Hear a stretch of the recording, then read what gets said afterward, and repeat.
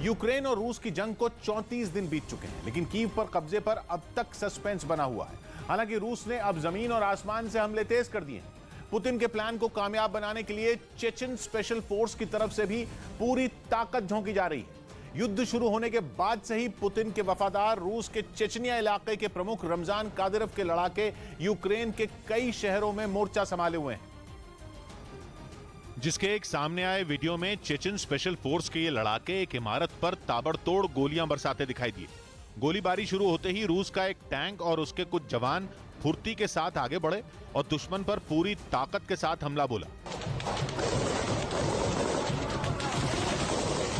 कुछ लड़ाके दीवार की आड़ लेकर गोलियां बरसाते नजर आए, तो कुछ टैंक की आड़ लेकर दुश्मन से लोहा लेते दिखे।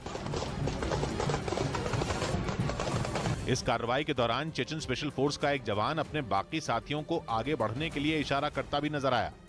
इन लोगों ने जिस रूसी टैंक को आगे बढ़ने में मदद की, उस पर Z निशान साफ नजर आया, जो यूक्रेन के खिलाफ जंग में रूसी सेना की पहचान बन चुका है। हालांकि लड़ाई का यह वीडियो यूक्रेन के किस इलाके का है, इसका पता नहीं चल पाया। इस बीच रमजान कादिरोव खुद यूक्रेन के मारिउपोल शहर पहुंच गए। वहां पहुंचने से पहले उन्होंने मारिउपोल के ज्यादातर इलाकों में कब्जे का ऐलान किया और इसका दावा करते हुए उन्होंने अपने टेलीग्राम पेज पर एक वीडियो पोस्ट किया। वीडियो में ड्रोन से ली गई मारिउपोल शहर की तस्वीरें दिखाई गईं। वहां रूसी सेना और चेचन लड़ाकों ने मिलकर ऐसी तबाही मचाई कि पूरा शहर खंडहर में बदला नजर आया।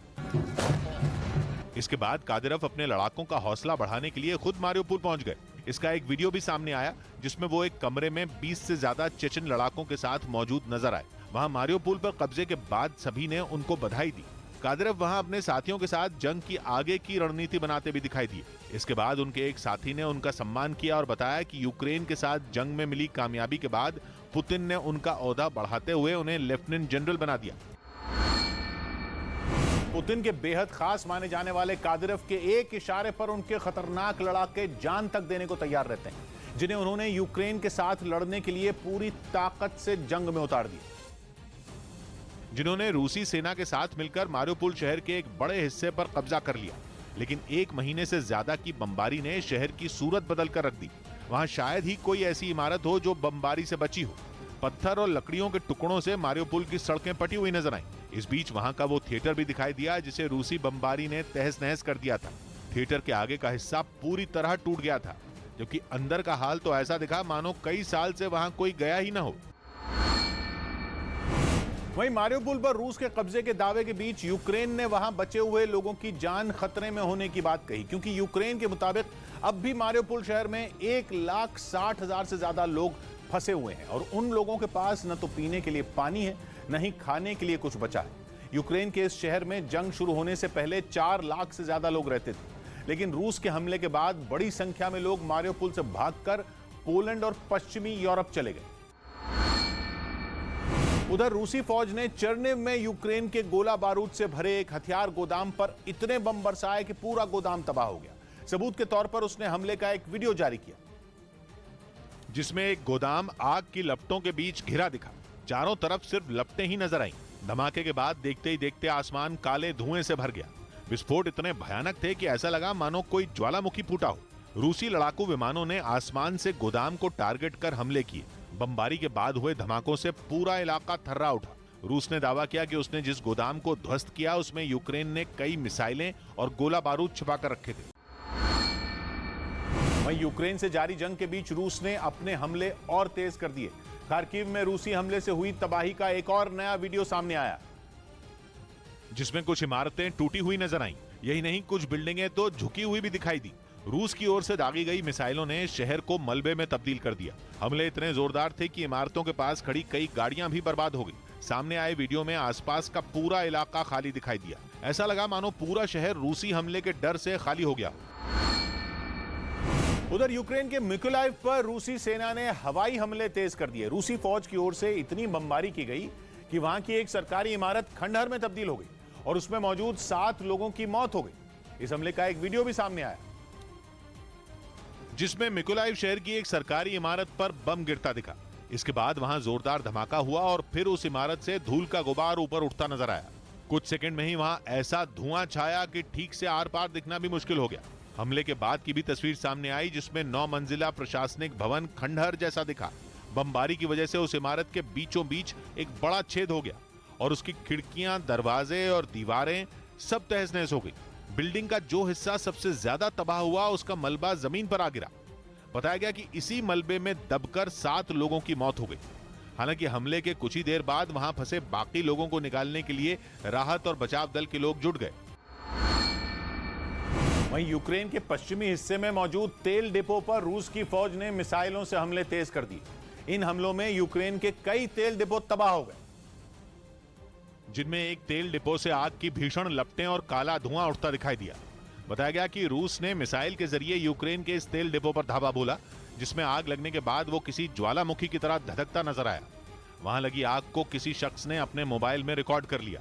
इसी तरह पश्चिमी यूक्रेन के ही लुत्स्क शहर में भी रूस ने एक तेल डिपो को तबाह कर दिया, जिसकी जानकारी मिलने के बाद वहां पहुंचे दमकल कर्मियों ने आग बुझाने में पूरी ताकत झोंक दी।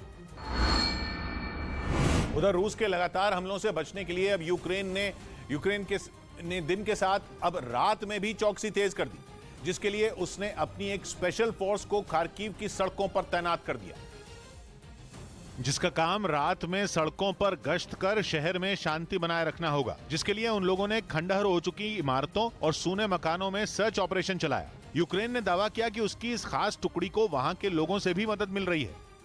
Серьезного ничего мы не увидели, не услышали.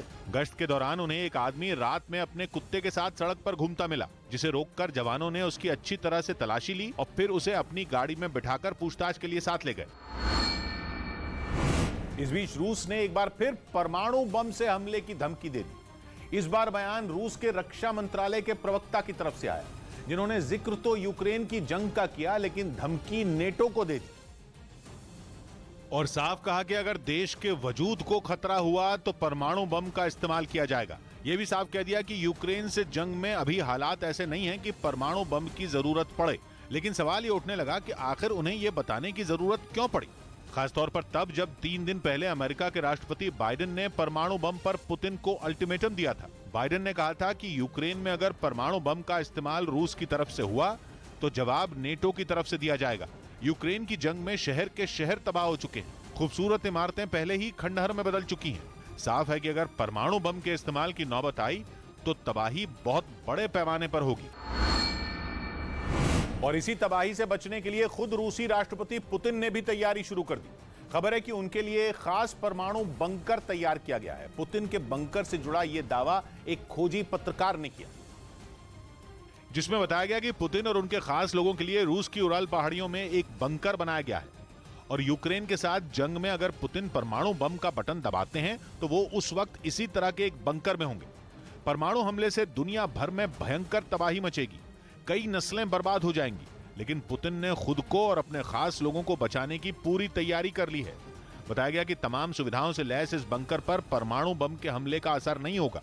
पुतिन की सीक्रेट मीटिंग के लिए भी यहां अलग से हॉल तैयार किया गया है, जहां उनके सबसे भरोसेमंद अफसरों और सलाहकारों को ही जाने की इजाजत होगी।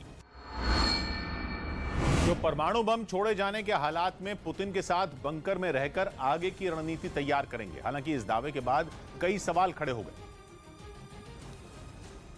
और वो ये कि क्या यूक्रेन के साथ युद्ध में पुतिन परमाणु बम का इस्तेमाल करने वाले हैं। यूक्रेन के साथ जंग को 34 दिन हो गए, लेकिन 1-2 शहरों को छोड़कर रूस की सेना को वहां ज्यादा कामयाबी नहीं मिल पाई।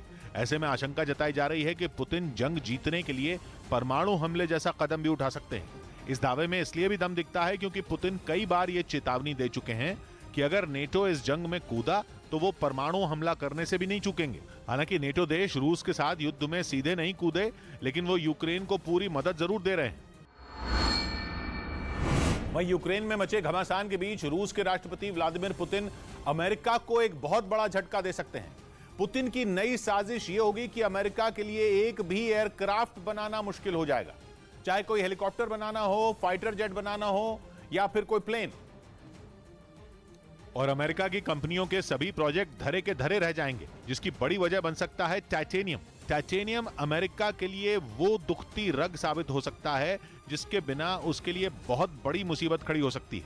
टाइटेनियम की सप्लाई को अमेरिका पहुंचने से अगर पुतिन ने रोक दिया तो अमेरिका की अर्थव्यवस्था को बहुत बड़ा झटका लगेगा।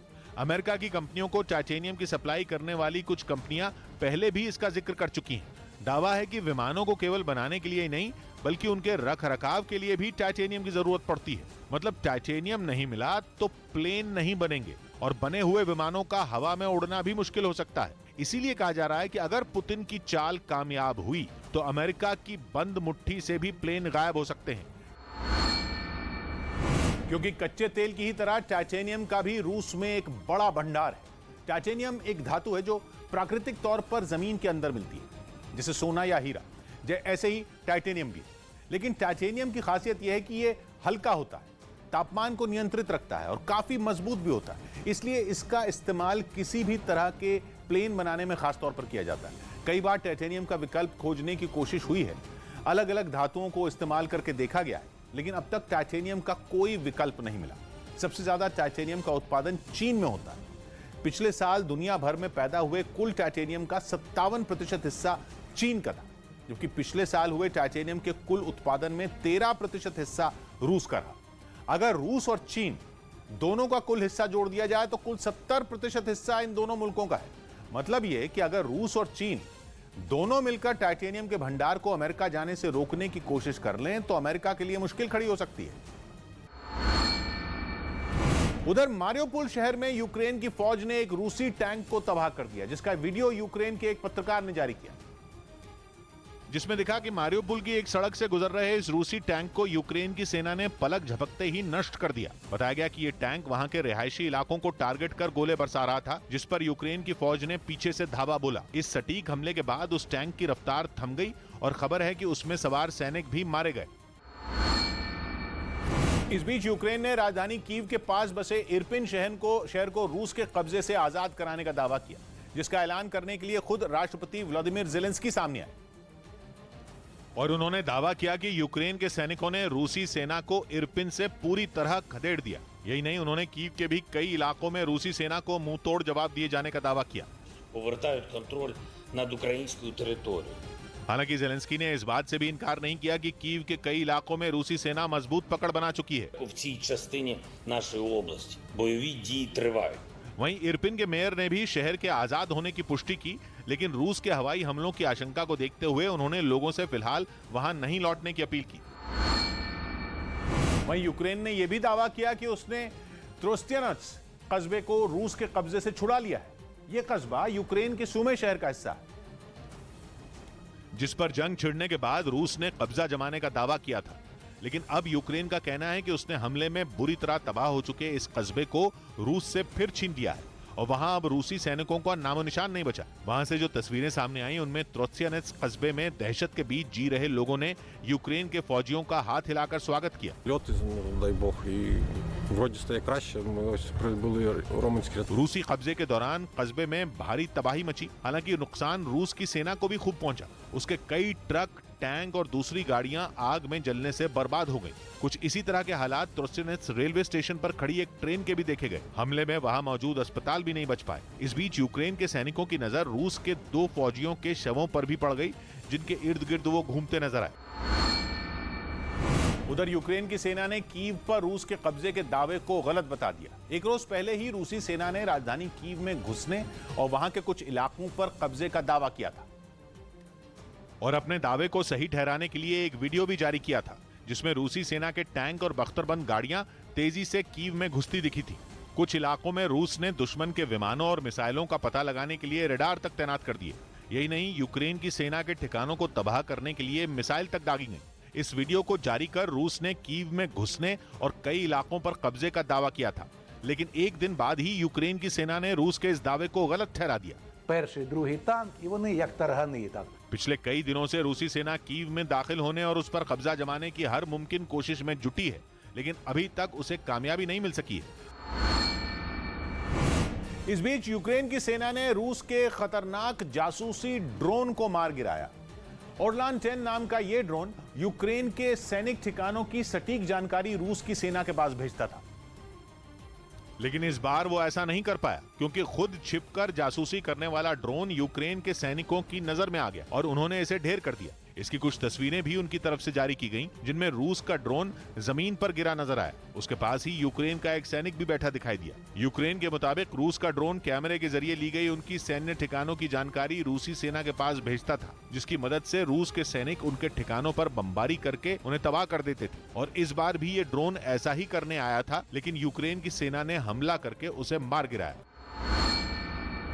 यूक्रेन ने इसे एक बड़ी कामयाबी बताया, क्योंकि रूस का ये जासूसी ड्रोन आसमान में सैकड़ों फीट की ऊंचाई से भी सटीक जानकारी देता है और इसमें उसकी मदद करते हैं ड्रोन में लगे अलग अलग तरह के कैमरे। ओरलान 10 ड्रोन में एक day light camera, thermal imaging camera और एक वीडियो कैमरा लगा होता है, जिनकी मदद से दिन हो या रात ये किसी भी इलाके की छोटी से छोटी जानकारी भी जुटाने में माहिर होता है।